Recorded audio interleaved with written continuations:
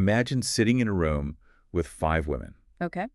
Statistically speaking, 4 of them will develop some type of fibroid by the time they reach age 40. Wow. Yeah, 80%. Yeah. That is just a staggering number for a condition that, well, it rarely gets discussed until it reaches an absolute crisis point. I mean, it really changes the entire conversation when you realize an 80% prevalence rate isn't some rare anomaly, you know? Right. It is quite literally a statistical norm. Exactly. So today we are doing a deep dive into a really fascinating breakdown from Dr. Eric Berg, DC. Specifically, it's a video titled The Best Fibroid Shrinking Vitamin. Which is a bold title. It is. Okay, let's unpack this. Our mission today is to really figure out the physical mechanics of what these growths actually are, uncover the surprising everyday vitamin acting as a biological brake pad against them, and explore the controversy around why standard medical advice might be completely missing the mark. And to really grasp how a simple vitamin could intervene in something so pervasive, we have to look closely at the architecture of the fibroid itself. Right. We need to understand the environment it creates and, crucially, what fuels it. Because we are dealing with a structure that is entirely distinct from normal uterine tissue. Exactly. It's not just regular tissue. A fibroid is a highly non-elastic mass. It's packed with this dense, irregular collagen. Yeah, and that density creates a really unique microenvironment. The tissue actually becomes hypoxic. Meaning severely deprived of oxygen, right? Right, very low oxygen. And that throws the localized area into this state of chronic high inflammation. Wow. So it's dense, it's oxygen-starved, and it's highly inflamed. That hypoxic inflamed state is really the foundation. Yeah. But the primary driver, like the thing pushing this dense tissue to grow, is estrogen. Estrogen? Yeah, and the biological timeline of a woman provides really clear evidence of this, actually. Oh, right, because after menopause, when systemic estrogen levels naturally plummet, fibroids typically shrink. Exactly. And conversely, during pregnancy or, when a woman undergoes hormone replacement therapy or even takes birth control pills. Basically, any period of heightened estrogen. Right. During those times, these masses tend to enlarge really rapidly. But it's not just like a passive sponge, right? It's not just soaking up whatever estrogen happens to be floating around in the bloodstream. No, not at all. The mass is uniquely hypersensitive. Fibroids possess significantly more estrogen receptors than the surrounding healthy uterine tissue. Okay. And on top of that, they contain elevated levels of an enzyme called aromatase. Aromatase. Okay, and what does that do? Well, the sole job of aromatase is to convert androgens. Which are typically thought of as male hormones, right? Right. It converts those androgens into even more estrogen right there on site. Oh, wow. So think of a fibroid like an underground concrete bunker. I like that. It's dense, it's oxygen-starved, heavily fortified, and it basically has this giant radar dish built right onto the roof, specifically to pull in and manufacture as much estrogen as possible to fuel its own expansion. What's fascinating here is how that bunker analogy perfectly illustrates the mechanical challenge of shrinking them. Yeah. Yeah, I mean, you have an impenetrable structure actively building its own fuel supply lines. Estrogen is the gas pedal, and because of those extra receptors and that hyperactive aromatase enzyme, the pedal is just pushed straight to the floor. Man. So the tumor doesn't even need systemic estrogen levels to be unusually high. Exactly. It hoards and synthesizes the hormone locally. This hyperlocal estrogen concentration feeding into the underlying inflammation, it just creates this closed, self-sustaining loop of rapid growth. Okay, so if estrogen is the gas pedal for this fortified bunker, what acts as the brakes? Because for 4 out of 5 women, those brakes are clearly failing. They are. To find the missing brake pads, we really have to zoom out and look at the broader overarching risk factors. Because there is a massive correlation between fibroids and certain metabolic conditions. Yeah, the source points to obesity, type 2 diabetes, high blood pressure. And PCOS, Yeah. right? Polycystic ovarian syndrome, which comes with severe insulin resistance. Right. And layered on top of all those metabolic factors is a pretty stark demographic disparity. Yeah, this is huge.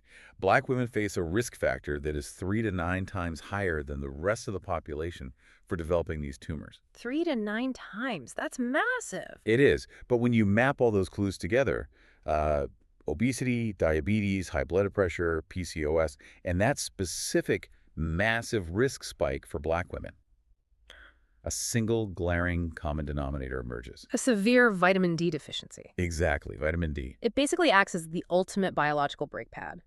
The mechanics of how vitamin D functions inside that closed loop we talked about are just incredibly elegant. Okay, break that down for us. Well, first, it functions as a direct aromatase inhibitor. Oh, so it blocks that enzyme on the radar dish. Exactly. It blocks the enzyme, effectively cutting off the tumor's ability to manufacture its own local estrogen. Wow. Second, it acts as a highly potent anti-inflammatory.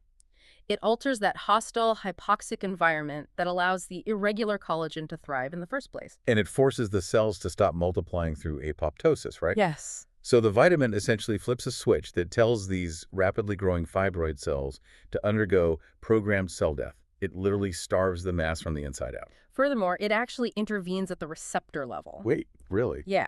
So there are two primary types of estrogen receptors involved here. One aggressively promotes tumor growth, while the other, estrogen receptor beta, actually decreases or shrinks the cellular mass. Okay. And vitamin D manages to inhibit the aggressive growth receptor while simultaneously supporting the beta receptor. It is basically a multi-pronged counterattack on the tumor's entire life support system. Okay, wait, hold on. I need to push back on this on Yeah. behalf of anyone listening right now. Yeah. If a condition affecting 80% of women is primarily driven by a vitamin D deficiency, why doesn't a standard daily gummy multivitamin just fix this? That's the logical question, right? Right. I mean, we all know vitamin D is good for us. We put it in milk. Why is this specific deficiency so stubborn across these populations? Well, it comes down to how your body actually synthesizes and distributes the hormone, because vitamin D functions much more like a hormone than a traditional vitamin. Okay. For Black women, the melanin in the skin serves as a highly effective natural sunblock. Right, which is great for UV protection. Exactly, but it drastically reduces the absorption of UV radiation needed for synthesis. This means the body's natural ability to synthesize vitamin D from sunlight is heavily compromised. That makes sense. And what about the metabolic conditions? For individuals dealing with obesity, the barrier is absorption and distribution.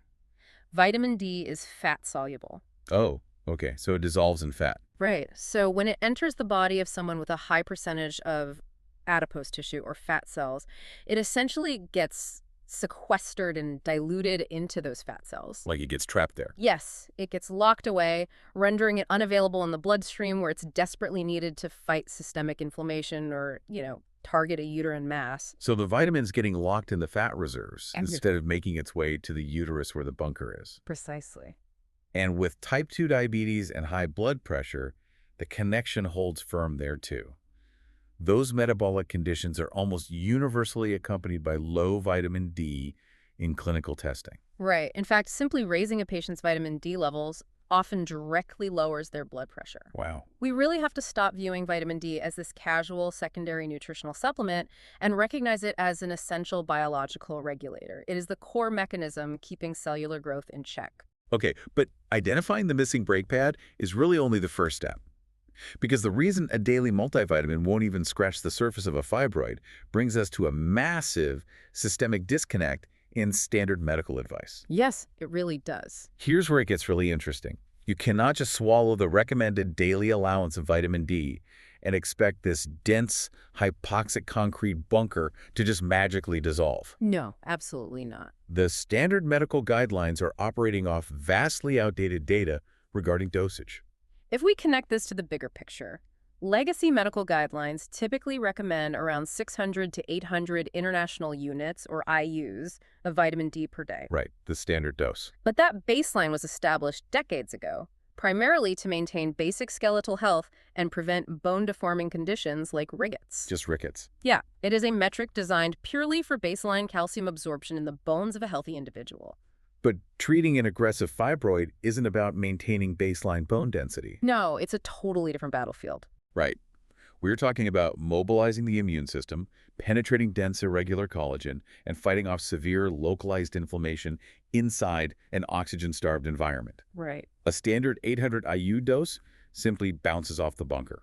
To actually breach the walls and trigger apoptosis, you need vastly higher amounts. And when researchers actually scale the dosage to meet the physiological challenge, the clinical results shift dramatically. Oh, completely. Look at the 2013 study published in Reproductive Science. They tracked patients over 12 weeks and recorded a significant decrease in the size of the fibroids. And do you know the dosage they used? Yeah, to get that result, they utilized 25,000 IUs of vitamin D3 once a week. which is a massive leap from the standard daily recommendation. But even then, Dr. Berg's analysis suggests that a weekly dose leaves gaps in the sustained pressure required to shrink a dense tumor. Right, because the aromatase is working every day. Exactly. Daily administration at high doses provides a constant suppression of that aromatase enzyme. Makes total sense. Then we have a 2014 study focusing entirely on African American women, which, again, is the demographic facing the highest risk and the lowest natural synthesis rates. Right. They administered 50,000 IUs of vitamin D3 every 2 weeks, and within 10 weeks, they documented a significant decrease in tumor size. Which is incredible. Right. And Yeah. the argument here is that if every 2 weeks yielded those results, a daily protocol could just be revolutionary. And then the C-Vantini study provides perhaps the starkest contrast regarding prevention and maintenance. Oh yeah, tell us about that one. The experimental group taking adequate vitamin D experienced 0 fibroid growth over the course of the study. 0. Wow. Meanwhile, the control group, those receiving no vitamin D intervention, they saw a 40% increase in the size of their fibroids. The ability to completely halt the growth of a hyperaggressive mass is just clearly documented there. But here's where the friction hits the reality of the doctor's office. If you walk into a standard clinic tomorrow and tell your general practitioner you plan to take 10,000, 20,000, or even 50,000 IUs of vitamin D daily, there is a very high probability they will panic. Oh, they definitely will. They will likely tell you that it's a highly toxic, dangerous dose. But the analysis we are looking at completely dismantles this toxicity myth. Right. The fear of hypervitaminosis D or toxicity is a huge hurdle in clinical settings. Right. However, to induce true dangerous toxicity, a patient would have to consume hundreds of thousands of IUs every single day for months on end. Right. It's not like taking 50,000 once is going to poison you. No, not at all. And what does that toxicity actually look like biologically? Like, it's not poison. The Mhm. primary risk is hypercalcemia. Right. Excess calcium. Exactly. A state where there is excess calcium floating in the blood, which can eventually lead to kidney stones or calcification of soft tissues. But you don't take these megadoses in a vacuum. You pair the high-dose vitamin D with specific cofactors to manage and direct the calcium. Those cofactors are absolutely non-negotiable at these dosages. We are talking about magnesium, vitamin K2, and zinc. They work in tandem with the D3. Okay, how so? Well, magnesium helps actually activate the vitamin D, Okay. while vitamin K2 acts as a traffic controller, basically ensuring that the calcium pulled into the blood is directed firmly into the bones where it belongs. Oh, that's cool. Right, rather than letting it accumulate in the bloodstream or calcify the arteries. And alongside these minerals, increasing water intake to roughly 2.5 liters a day flushes the system and further minimizes any theoretical risk to the kidneys. So by managing the cofactors, the supposed toxicity of a 50,000 IU dose is heavily mitigated, if not entirely eliminated. Exactly. Yet the pushback from the mainstream medical community remains fierce.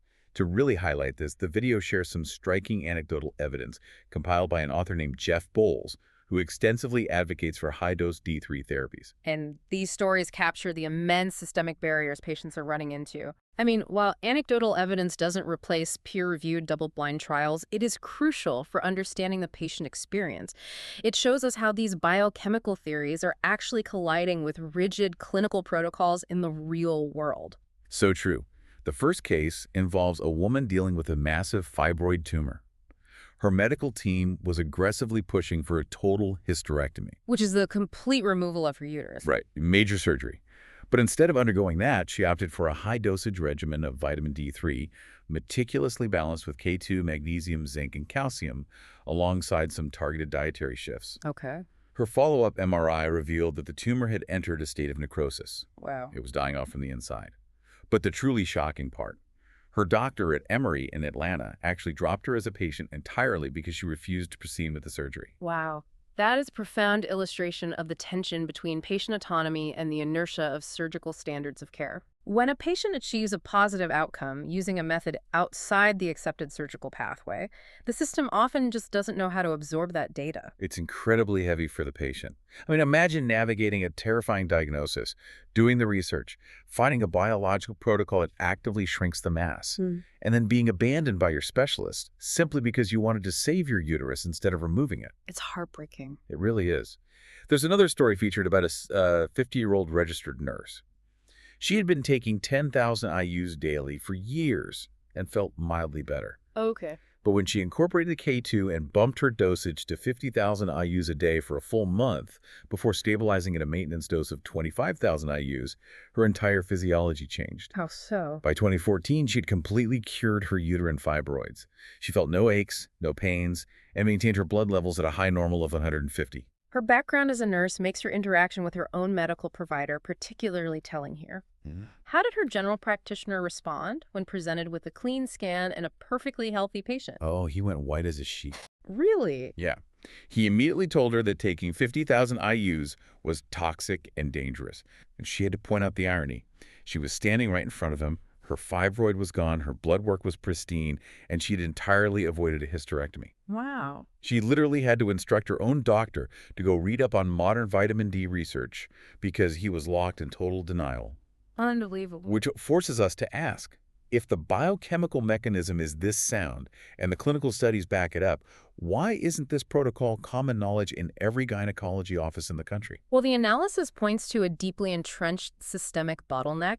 It's really about the accessibility and economics of evidence-based medicine. The claim is that vital, cutting-edge research challenging legacy protocols is frequently lost away. Right. To get past the basic abstracts and actually dive into the complex methodologies and data, like the real meat of the science, you hit these exorbitant academic paywalls. Yes. We're talking upward of $100 just to read a single article. And looking at this objectively, while some view this restriction as a form of intentional censorship, the reality of academic publishing creates a well-documented bottleneck regardless of intent. Right, it's just the structure of the system. Exactly. If comprehensive, paradigm-shifting data on the efficacy of high-dose vitamin D is locked behind expensive journals, it just remains invisible to the general public. Yeah. More importantly, busy general practitioners seeing dozens of patients a day simply do not have the time, the budget, or the institutional support to bypass dozens of paywalls to constantly challenge and update the legacy training they received decades ago. So the evidence is sitting right there, but the bridge to get that evidence from the laboratory into your doctor's office is structurally broken. Exactly. Okay, let's summarize everything we've unpacked today. Sounds good. Fibroids are not rare. They are incredibly common, dense, hypoxic masses affecting 4 out of 5 women by age 40. They act like fortified bunkers equipped with radar dishes, pulling in and manufacturing estrogen to fuel their own unchecked growth. A standard, low-dose gummy vitamin bounces right off that bunker. Like a pebble. Exactly. But high doses, ranging from 25,000 to 50,000 IUs, when carefully paired with cofactors like K2, magnesium, and zinc, have shown serious clinical and anecdotal success in starving, shrinking, and killing these tumors. Yes. And this biological intervention works despite the outdated toxicity fears of legacy medical professionals. The underlying mechanism is clear and verifiable. High-dose vitamin D inhibits the aromatase enzyme, it triggers programmed cell death, and it fundamentally shifts the microenvironment of the fibroid from a state of rapid inflamed expansion to one of stringent biological regulation. So what does this all mean for you listening right now? Good question. Whether or not you are personally navigating a fibroid diagnosis, understanding this dynamic highlights exactly how vital proper hormone and vitamin balance is to your overall cellular health. It also lays bare just how slowly systemic medical advice adapts to new, non-surgical data. Grasping the mechanics of your own body empowers you to ask harder questions, demand better answers, and ultimately advocate fiercely for your own health when the standard advice doesn't add up. Which leaves us with one final essential question to consider. What's that? It's a globally ubiquitous condition like fibroids. A physical mass affecting 80% of women might have a highly effective, low-cost biological solution buried beneath outdated guidelines and expensive academic paywalls. Yeah. What else are we missing? What other everyday ailments, chronic pains, or inflammatory conditions have simple, naturally occurring brake pads that we just haven't been allowed to read about yet? Man, it really makes you wonder how many other concrete bunkers in our health could be dismantled today if we just had access to the right key.